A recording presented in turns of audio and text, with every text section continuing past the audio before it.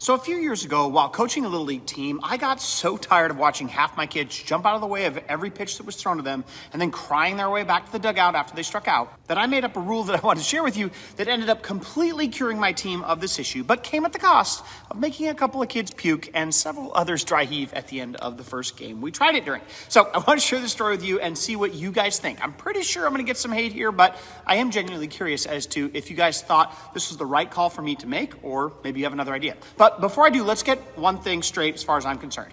I don't believe a kid can ever be a good hitter if he's so afraid that he's backing out of the way of every pitch. And if he backs out of the way of every pitch, he's never going to get a good hit. And if he never gets any good hits, he's never going to stick with the game of baseball or softball. So my number one job as a youth coach is to try to create an experience where they all want to come back and play the next year. So if we don't make this a huge focus, I personally feel like I have failed those kids. So because I didn't personally want to fail those kids, here's what I decided to do. I started by explaining how important I thought getting tougher was and told them that we were going to be the toughest team in our league, even if we weren't the best. And that meant that we were no longer going to get out of the way of pitches. And every time a batter got out of the way of a pitch in a game, the whole team was going to have to run a suicide at the end of a game. And yeah, to make sure I didn't have a mutiny from the parents, I made sure I ran this by them and got their okay. But here's the important part. The kids are so used to parents threatening them all the time who don't follow through that they didn't think I would make them run till they puked. So can you guess what happened the first game we tried this? 8 kids ended up jumping out of the way of pitches that day, and the kids got to run 8 suicides at the end of that game. And 2 kids spent a little extra time over a garbage can after that. But this is where something interesting started to happen. The next game, when we got to the part of my batting order that likes to jump out of the way of pitches, sure enough, that first kid jumped out of the way again. So the suicides from the game before hadn't been enough to cure him of his fear yet. But as he jumped out of the way of that pitch, and then I announced to the whole team that they now owed me 1 suicide, something flipped in our dugout.